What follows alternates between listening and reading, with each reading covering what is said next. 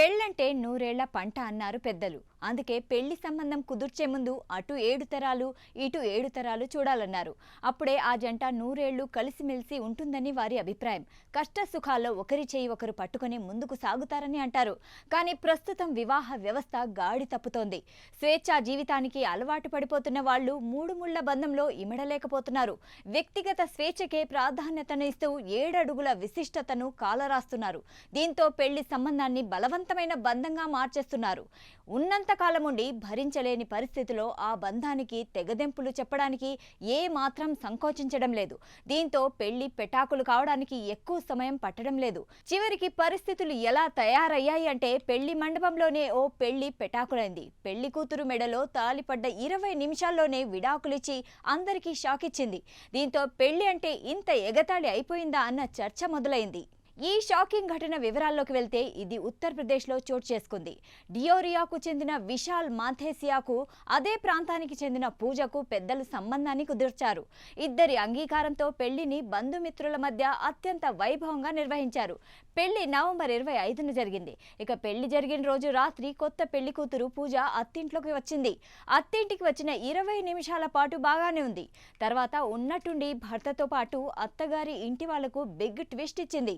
Sudden గా గది నుంచి బయటికి వచ్చి బంధువులందరి ముందు మా అమ్మ నాన్నను పిలవండి, నేను ఇక్కడ ఉండలేనని చెప్పింది. దీంతో పెళ్లి కూతురు మాటలు విని అందరూ షాక్ అయ్యారు. అయితే ప్రాంక్ కల్చర్ నడుస్తుండడంతో పెళ్లి కూతురు సరదా ప్రాంక్ ఏమైనా చేస్తుందేమో అని అనుకున్నారు. కానీ పెళ్లి కూతురు పూజ మాత్రం మొండి పట్టుపట్టి తనకు ఇక్కడ ఉండడం ఇష్టం లేదని, తన తల్లిదండ్రులను వెంటనే పిలవాలని పెద్దగా కేకలు పెట్టింది. దీంతో వెంటనే ఆమె తల్లిదండ్రుల్ని పిలిపించారు. అప్పుడు పూజ అత్తింట్లో తాను ఒక్క నిమిషం కూడా ఉండలేనని తల్లిదండ్రులతో తేల్చి చెప్పింది. వారు ఎంత బ్రతిమాలినా కూడా ఆమె వినలేదు.